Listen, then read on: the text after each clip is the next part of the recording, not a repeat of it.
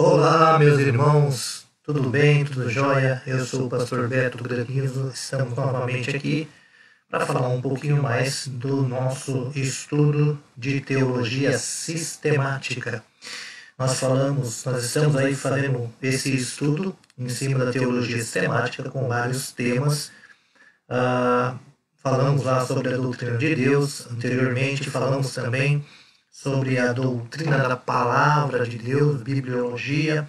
E hoje nós vamos estar falando sobre antropologia. Antropologia é a doutrina do homem, ok? Então, a partir de agora a gente vai estar fazendo esse estudo. Faça as anotações que for necessário, volte aí o vídeo quantas vezes for preciso. Tem várias referências aí nesse vídeo. Consulte essas referências na palavra de Deus para que você possa tirar o máximo de proveito desse estudo. Ok, meus irmãos? Vamos lá então? Muito bem, vamos seguindo. Deixa eu ajeitar aqui para que a gente possa observar o nosso slide. Vamos lá, antropologia, então, nosso estudo de hoje é a doutrina do homem. Toda religião gira em torno de dois polos. Qualquer religião, ela leva em conta o homem e Deus, ou a relação existente entre o homem e Deus e vice-versa. Por isso é importante que a gente conheça o que a Bíblia vai ensinar para a gente sobre Deus e sobre o homem. Beleza? Muito bem, vamos lá. A origem do homem.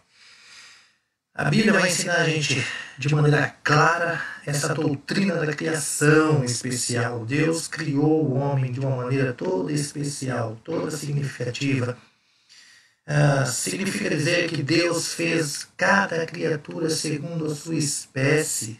Em Gênesis 1:24 a gente vê esse relato. Ele criou as várias espécies, todas as espécies de seres vivos, e então deixou essas espécies para que se desenvolvessem e progredissem segundo as leis do seu próprio ser. Cada ser vivo tem as suas leis, tem a sua forma de se relacionar com o meio, né? Um animal, um mamífero, um réptil, um anfíbio, peixes diversos, cada um está adaptado ao seu meio e se relaciona com esse meio. Né? Então, com os instintos que são dotados de cada uma dessas espécies. Assim, o homem também. A distinção, então, entre o homem e as criaturas inferiores, ela vai implicar a declaração de que Deus criou o homem à sua imagem, conforme a gente vê lá em Gênesis 1:27. Então, a gente vê claramente que existe uma diferença entre o homem, o ser humano, e os demais seres. Não é? Por quê? Porque Deus criou o homem à sua imagem e semelhança. Duas substâncias fizeram o homem o que é hoje, né? A terra e o sopro. A gente lê lá em Gênesis que o homem foi criado do pó da terra. Então Deus faz lá, molda esse homem e depois ele sopra o fôlego da vida nesse homem. Sem esse sopro divino, o homem seria apenas o quê? Terra, não é? Segundo o relato bíblico. Muito bem. Aconteceu que a criatura, por excelência, perdeu o seu estado espiritual, porque assim o quis, e então passou a ser um sujeito fracionado, dividido, pois ao romper com o espiritual, o homem perdeu o seu nutriente principal e passou a ser uma alma não mais espiritual, mas uma alma psicológica, tão somente uma máquina biológica, ou seja, o homem confinado nas necessidades acidentais, ou seja, nas necessidades do próprio corpo, pois a necessidade essencial desmoronou. Deus cria o homem, sopra no homem o fôlego da vida, o espírito de alma vivente. Há uma relação do homem com Deus através do seu espírito. O espírito está ligado a Deus, mas de repente esse homem rompe isso. Lá no Éden, então, há o rompimento dessa comunhão, dessa relação. E o homem passa, então, a ter um corpo como qualquer outro animal, um corpo com uma alma vivente, mas com o espírito rompido no seu relacionamento com Deus. Ok? Muito bem. E a natureza desse homem? Vamos lá. Vamos entender um pouquinho sobre a estrutura natural desse homem. A triunidade do homem. Perdão. Segundo Gênesis 2:7, o homem se compõe de duas substâncias. Duas. Substância material, chamada corpo, e a substância imaterial, chamada alma. A alma é a vida do corpo. E quando a alma se retira do corpo, esse corpo morre. Mas o que a gente vê lá também em 1 Tessalonicenses 5:23 e em Hebreus 4:12 é que o homem se compõe de três substâncias. Três: espírito, alma e corpo. Alguns estudantes aí da Bíblia eles defendem essa ideia de três partes da constituição humana e outros defendem a ideia de duas partes da constituição humana. Mas, na verdade, ambas essas opiniões aí, elas estão corretas quando elas forem bem compreendidas, não é? O espírito e a alma, eles representam os dois lados da substância não física do homem. Embora muitas vezes o que a gente percebe é o seguinte, que esses dois termos, eles são usados alternativamente, têm significados distintos. Por exemplo, a alma é o homem como o vemos em relação à vida atual. Ou seja, você olha para alguém e percebe que ele está vivo, significa dizer que você está percebendo a alma dele. As pessoas falecidas, elas descrevem-se como almas quando o escritor se refere à sua vida anterior.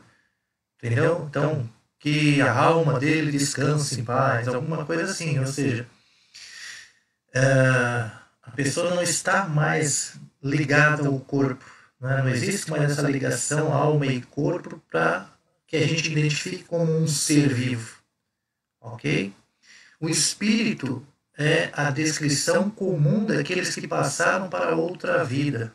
Então a gente imagina que depois da morte haverá uma continuidade da nossa vida e o que vai continuar essa vida é o nosso espírito. É o nosso espírito. Quando alguém for arrebatado temporariamente fora do corpo, se descreve como estando no espírito. Né? Saiu desse corpo feito alma vivente e passou a espírito, a uma condição agora espiritual. Reparem que a gente colocou algumas referências, nós vamos estar lendo essas referências, mas que os irmãos busquem lá para melhor compreensão. O espírito humano, vamos pensar um pouquinho no espírito humano.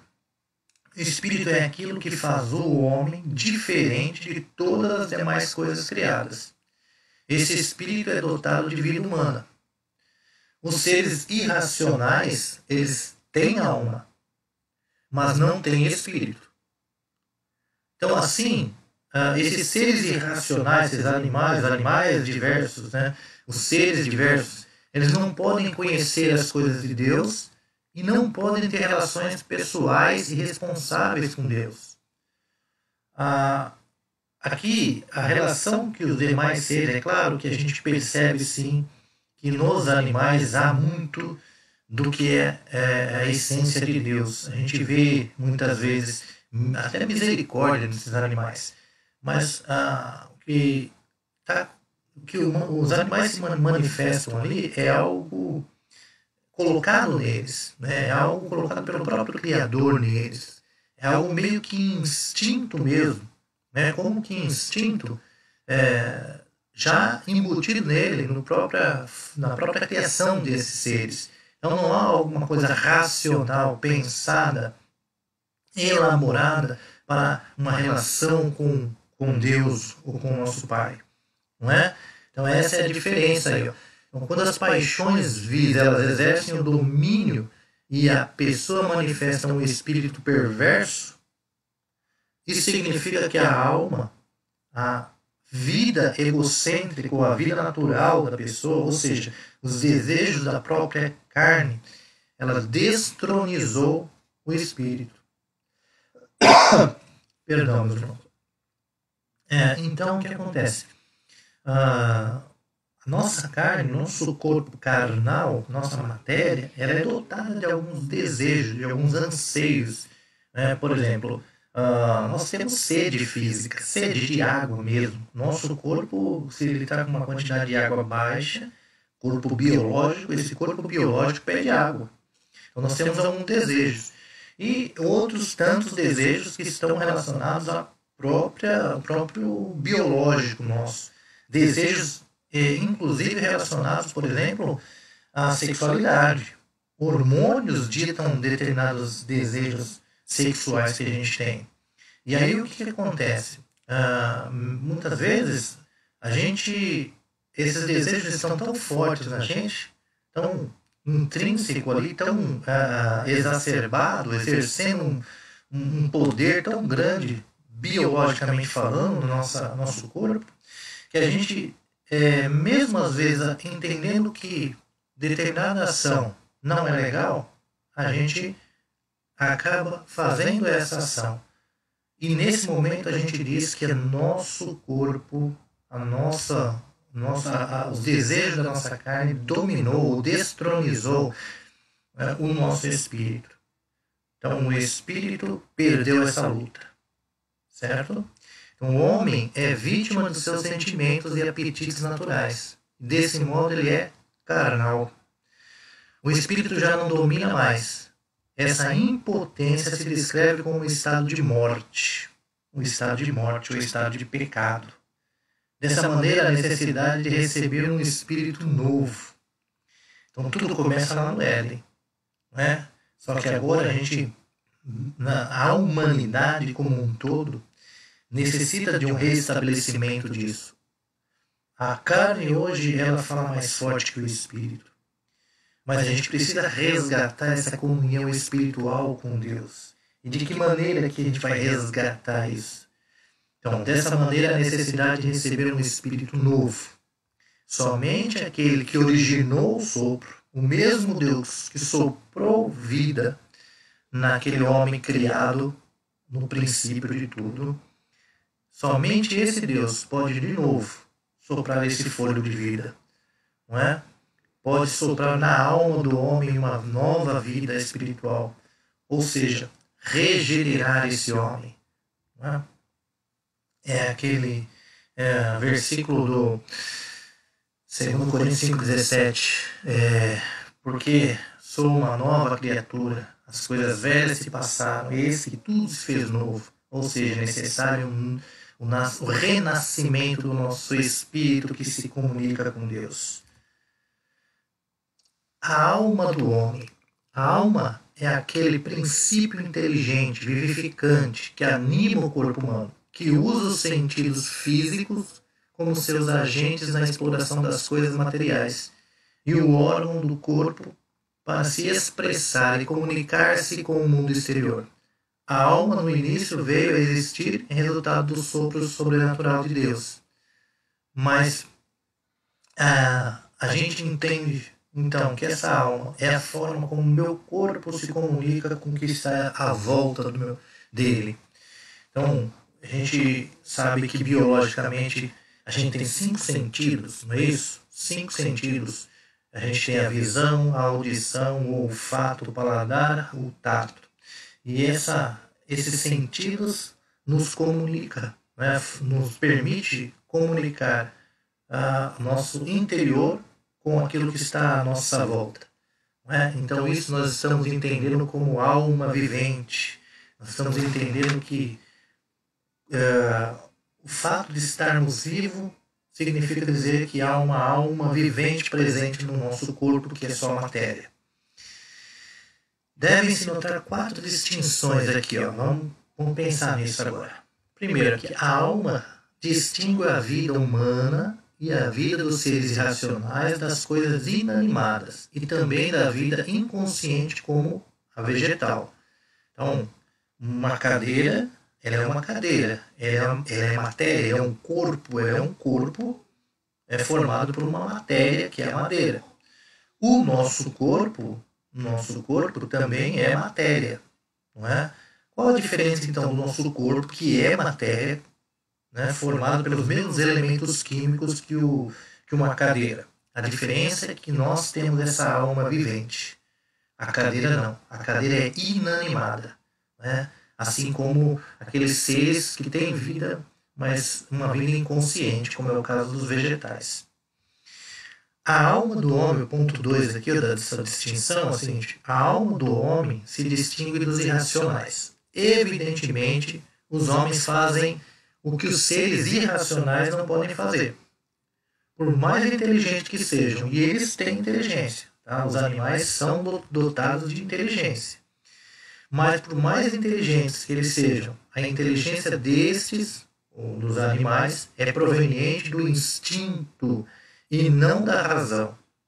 Né? Então, assim, eles já nascem com instinto, é como se eles nascessem já programados para realizar determinadas funções.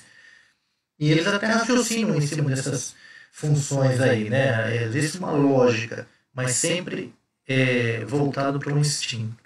Somente o homem produz arte, somente o homem produz literatura, somente o homem produz música, as invenções científicas, só o homem ele é dotado dessa capacidade. Os instintos dos animais podem manifestar a sabedoria do seu Criador, mas somente o homem pode conhecer e adorar, através da razão, o seu Criador. A alma, ponto 3 aqui, é que a alma distingue um homem de outro e dessa maneira forma a base da individualidade. Cada ser, cada homem é único. É único. Apesar de que, como humanidade, nós somos iguais, né? Perante Deus, nós somos iguais, mas cada um tem a sua essênciazinha, cada um tem a sua personalidade. Isso nos faz individuais. Cada ser é um ser. A palavra alma, então, é, portanto, usada frequentemente no sentido de pessoa. Não é? Então, quando a gente fala 70 almas, significa que a gente está falando 70 pessoas.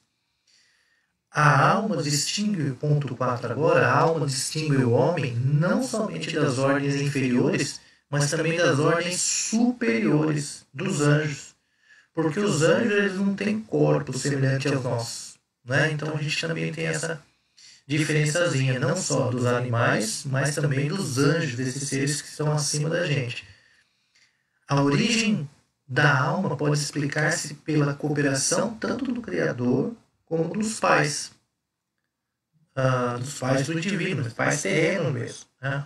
No princípio de uma nova vida, quando vai surgir uma vida, a criação divina e o uso criativo de meios agem em cooperação. Então, o homem gera o homem em cooperação com o Pai dos Espíritos, em Hebreus 12:9, né? Então, o poder de Deus, ele domina e permeia o mundo, de maneira que todas as criaturas elas venham a ter existência segundo as leis que Ele ordenou. Então, assim, ninguém nasce sem que Deus permita. Ninguém nasce sem que Deus já tenha estabelecido ordens natural de nascimento. Né? Então, quem determinou a forma, o encontro lá dos gametas, o desenvolvimento embrionário de um ser, né? Toda a forma de desenvolvimento, de organização das células deste corpo, da formação lá dos órgãos, os sistemas, tudo aquilo que forma o corpo humano, não é? Isso tudo já foi pré-estabelecido por Deus. Deus já determinou. Isso que nós estamos chamando aqui das leis que Deus ordenou. Portanto, os processos normais da reprodução humana põem em execução as leis da vida, fazendo com que a alma nasça no mundo. Não é? Então há uma cooperação. O nascimento de um ser, o nascimento de uma pessoa, ela não é obra simples da biologia. Não é? Ela é uma obra simples de dois seres que trocam um material genético e aí forma-se um novo ser. Até esse modelo, né, que a gente chama até de reprodução sexuada, até esse modelo de junção de gametas para que se forme uma única célula, que a gente chama de zigoto, né, essa célula começa a se desenvolver e tal, e aí começa a formar tecidos diversos, e depois órgãos e todo o sistema do organismo. Tudo isso já é pré-estabelecido pelo próprio Criador. Tá bom? Muito bem. Agora, a alma e o corpo. Essa relação existente entre alma e corpo. Ela pode ser descrita e ilustrada da seguinte maneira. Então vamos lá. Primeiro, a alma é depositária da vida. Ela figura em tudo que pertence ao sustento, ao risco e à perda da vida. É por isso que em muitos casos a palavra alma tem sido traduzida por vida. Ou seja, quando o corpo, quando acontece alguma coisa, que há um ferimento mortal no corpo, a gente diz que esse corpo perdeu a sua alma. Ele perde a vida. Né? Então, muitas vezes a gente associa a palavra alma à vida. Então, a vida é o entrosamento do corpo com a alma. Quando não há mais esse entrosamento, a gente diz que a pessoa morreu. A alma, ela permeia e habita todas as partes do nosso corpo, todas as partes. Né? Uma célula do nosso corpo funciona, tem um funcionamento, trabalha, porque existe uma alma nesse corpo, tornando esse corpo vivo. Né? E afeta mais ou menos diretamente todos os seus membros. Esse fato explica por que as escrituras atribuem sentimentos ao coração, aos rins. Essa mesma verdade de que a alma permeia o corpo explica por que em muitas passagens se descreve a alma executando atos corporais. Não é? Muito bem. Por meio do corpo, a alma ela recebe suas impressões do mundo exterior, como a gente já disse. Então, o corpo, através dos sentidos, faz com que a alma perceba a sua existência, ou seja, perceba aquilo que está à sua volta.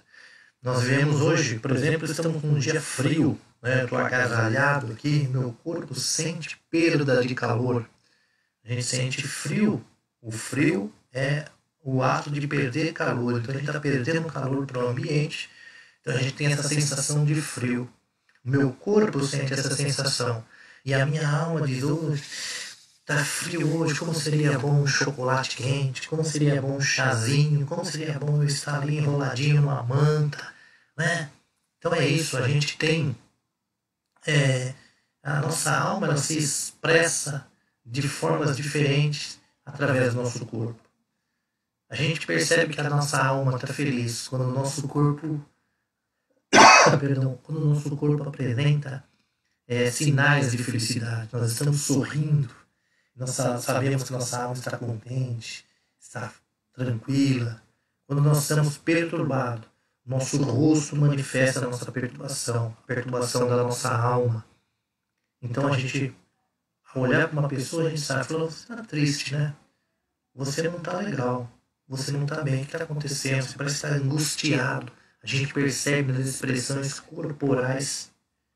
Esses últimos dias a gente tem sentido tanto a falta das expressões dos rostos, né? Porque as pessoas estão usando máscara, não é? Por conta da pandemia, e essas máscaras muitas vezes escondem as expressões faciais e a gente tem uma certa dificuldade de perceber no rosto da pessoa como que essa pessoa se encontra. E o ponto 4 diz assim, a alma estabelece contato com o mundo por meio do corpo, que é o instrumento da alma. Ao sentir, pensar, exercer vontade e outros atos, são todos eles atividades da alma e do eu. Tá bom? Bom, e a alma, a relação da alma e o pecado? Vamos lá. A alma vive a sua vida natural por meio dos instintos. Esses instintos são forças motrizes da personalidade, com os quais o Criador já dotou o homem para fazê-lo apto à existência terrena. Só vamos parar um pouquinho aqui. Vamos pensar o seguinte. Dentro da biologia, dentro da ciência, se estuda muito a ideia de adaptação de cada ser no meio onde ele vive. Os seres estão ali porque eles estão adaptados a estarem ali. Por exemplo, um urso polar vive no polo, no meio do gelo, porque ele está adaptado a viver no meio do gelo. Se você pegar um camelo que vive no deserto e levar ele para o polo, ele vai morrer. Ou se você pegar esse urso polar e levar lá para o deserto, ele vai morrer, porque eles não estão adaptados a esses outros ambientes diferentes. Mas cada um está adaptado sim ao seu ambiente. E por que ele está adaptado ao seu ambiente? Porque ele possui características adaptáveis àquele ambiente. A existência dele na Terra, naquele local. Assim o homem também. O homem é dotado de características que permitem a existência dele na Terra. Como guia para o regulamento das faculdades do homem, Deus impôs uma lei. O entendimento do homem quanto a essa lei produziu uma consciência. E o que significa, literalmente, um conhecimento. Então, Deus coloca na criação da humanidade, ele coloca nesse homem a capacidade de consciência, de saber exatamente o que ele está fazendo. Não é? Conhecimento. Quando esse homem deu ouvidos à lei, teve consciência esclarecida. Ou seja, no relacionamento dele com Deus, no jardim do Éden, enquanto o homem sabia que, olha, tudo isso aqui você pode usar, se relacionar. Aqui você não pode se relacionar.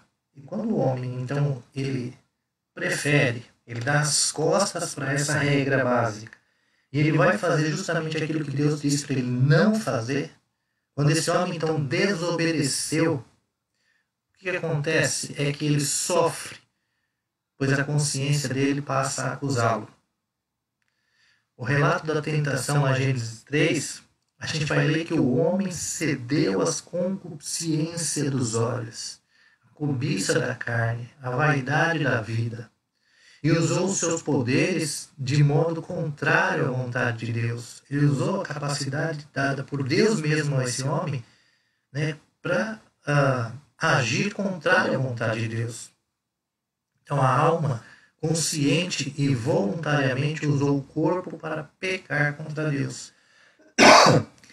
Essa combinação de alma pecaminosa e corpo humano constitui o que se conhece como corpo do pecado. Ou carne, né?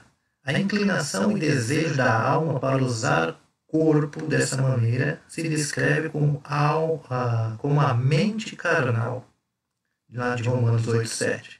Visto que o homem pecou com o corpo, será julgado segundo o que fez por meio do corpo. Né? Segundo Coríntios 5:10. Isso significa... Isso envolve uma ressurreição. João 5, 28 e 29. A carne pode ser definida como a soma total dos instintos do homem, não como vieram das mãos do Criador, e sim como são na realidade, pervertidos e feitos anormais pelo pecado. O pecado desfez ou distorceu, melhor dizendo, né? Distorceu toda a capacidade que Deus tinha colocado no homem, para que esse homem agora vivesse de maneira desagradável a Deus, de maneira pervertida. Então os nossos pensamentos são pensamentos, muitas vezes, são pensamentos pervertidos, que não condizem com a vontade de Deus. É a natureza humana na sua condição decaída, enfraquecida, desorganizada pela herança racial legada de Adão, e debilidade pervertida por atos voluntários e pecaminosos. É a deturpação desses instintos, faculdades dados por Deus, que forma a base do pecado. Então, o que é o pecado?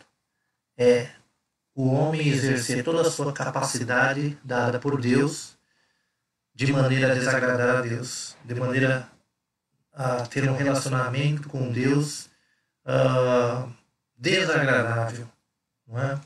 Essa perversão dos instintos reage sobre a alma, ao debilitar a vontade, incitar e fortalecer hábitos maus, e criando deformações do caráter do próprio homem.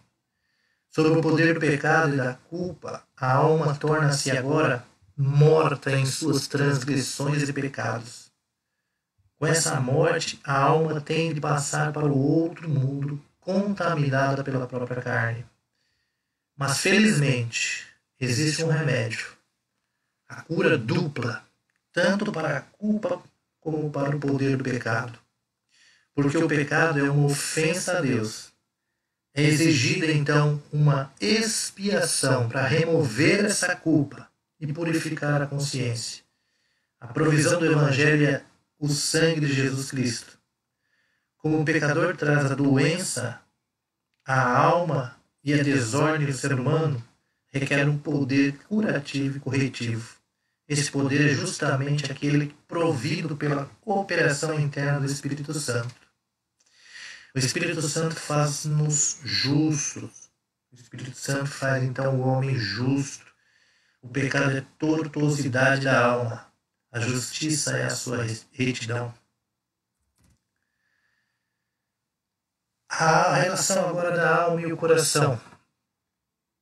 Tanto nas escrituras como na linguagem comum, a palavra coração significa o âmago, o centro de algo. O coração do homem é, portanto, o verdadeiro centro da sua personalidade. É o centro da vida física. É claro que aqui, quando a gente parte para um lado biológico, a gente vai entender que coração nada mais é do que um órgão que impulsiona o nosso sangue.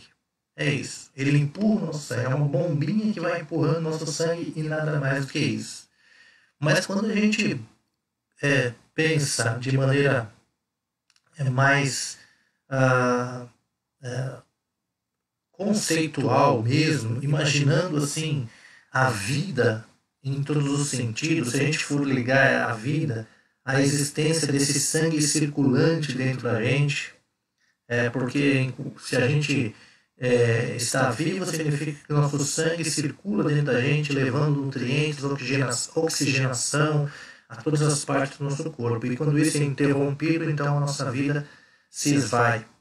E quando a gente fala que esse coração é esse órgão que impulsiona esse sangue, a gente pode imaginar então como uma ideia de vida, que esse coração seja então esse centro vital. A gente pode imaginar dessa maneira também. Né? O coração é o centro da vida, do desejo, da vontade e do juízo. O coração é a fábrica, por assim dizer, em que se formam os pensamentos e propósitos, sejam bons ou sejam maus. Novamente fala aqui de uma maneira figurativa. A gente sabe que tudo isso está relacionado ao nosso sistema nervoso, nosso cérebro. Mas aqui de uma maneira figurativa, simbólica, nosso coração é isso. O coração é o centro da vida emocional. Né? O coração é o centro da nossa vida moral. Então foi em vista das imensas possibilidades implícitas no coração do homem que Salomão proferiu esta admoestação. Guarda com toda a diligência o teu coração, pois dele procedem as fontes da vida. Ok? Provérbios 4:23.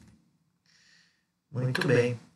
A relação da alma e o sangue, as escrituras ensinam que tanto no homem como no ser irracional, o sangue é essa fonte e o depositário da vida física. Então, se você tem, como eu disse anteriormente, o sangue circulando no seu corpo, significa que a tua vida está ativa.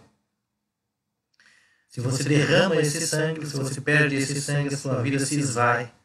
Não é? O lugar que a criatura ocupa na escala da vida determina o valor do seu respectivo sangue. Primeiro vem o sangue dos animais, porém do valor maior é o sangue do homem. Porque o homem tem a imagem de Deus, merece especial apreço aos olhos de Deus. O sangue dos inocentes, dos mártires, o mais precioso de todos é o sangue de Cristo, de valor infinito, por estar unido com a divindade. Pelo plano gracioso de Deus, o sangue tornou-se o meio da expiação. Quando aspergido sobre o altar de Deus, pois a vida da carne está no sangue. E eu o dei a vocês para fazerem propiciação por si mesmos no altar. É o sangue que faz a propiciação pela vida. Então, antes da morte de Cristo, os sacerdotes então utilizavam um animal, né, para que o sangue desse animal fosse oferecido como sacrifício. Quando a gente pensa lá no Êxodo, não é? A gente pensa naquela história do sangue colocado no umbral das portas para que o anjo da morte não passasse por ali, não é? Onde estivesse o sangue aspergido, as pessoas daquela casa estavam livres, tinham liberdades, estavam libertos da morte. Enquanto quando não tivesse aquele sangue, aquela casa, então, o anjo da morte passaria ali e os primogênitos então morreriam. Da mesma forma, o sangue de Jesus, ele nos livra da morte. O sangue de Jesus é esse sangue precioso, vital, para que a gente possa restabelecer a nossa vida espiritual, a nossa comunhão com Deus. Amém? Muito bem, continuando então, o corpo humano. Quando Deus entra em relação espiritual com uma pessoa, o corpo dessa pessoa torna-se um templo do Espírito Santo. Uma vez que você então entende o sacrifício de Jesus na cruz, acredita que esse sacrifício foi para você, que você se arrepende da sua condição de pecador como ser humano, nesse pecado que foi obtido lá no Éden. Quando você entende tudo isso, você aceita esse sacrifício de Jesus como sendo em seu lugar, não é? Você entende isso, então você crê, você recebe então o dom da fé, você passa então a ser agora transformado em filho, não é? Em filho de Deus, e você tem o selo do Espírito Santo, e agora o Espírito Santo passa a habitar e agir continuamente dentro de você. Mas as Escrituras em toda parte tratam o corpo como obra de Deus, a ser apresentado a Deus, usado para a glória de Deus. É verdade que este corpo é terreno, e como tal, um corpo de humilhação, sujeito às enfermidades e à morte, de maneira que gememos por um corpo celestial, um corpo transformado, mas com a vinda de Cristo, o mesmo poder que vivificou a alma transformará o corpo. Assim, completando a redenção do homem. O penhor dessa mudança é o Espírito Santo que habita no homem. Ok? E para a gente finalizar e terminar aqui esse nosso estudo, a imagem de Deus no homem. A Bíblia apresenta o homem como uma coroa da criação, cuja glória especial consiste em ter sido criado à sua imagem, conforme a sua semelhança, segundo lá está escrito em Gênesis 1, 26 e 27. A palavra imagem e semelhança, para alguns, são palavras com significados distintos. Porém, com toda a profundidade, as palavras são usadas como sinônimos. Se referem a ambas a mesma coisa, embora de pontos de vista ligeiramente diferentes. A imagem de Deus, no sentido mais abrangente da palavra, encontra-se no fato de que o homem é um ser espiritual, racional, moral e imortal no corpo. É somente em virtude da imagem de Deus nesse sentido mais abrangente que o homem, até mesmo depois de tê-lo perdido, no sentido restrito, consistindo no verdadeiro conhecimento, retidão e santidade, pode ainda ser chamado o portador da imagem de Deus. Amém, meus filhos? Muito bem. Eu espero que vocês tenham tido um proveito, né?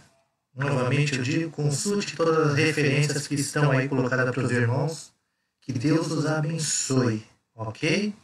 E que a gente possa então nos próximos estudos aí ajudá-los um pouquinho mais a compreender, a trazer referências para que a gente entenda melhor um pouco a palavra de Deus, ok? Muito bem, que Deus os abençoe e até o próximo estudo. Tchau!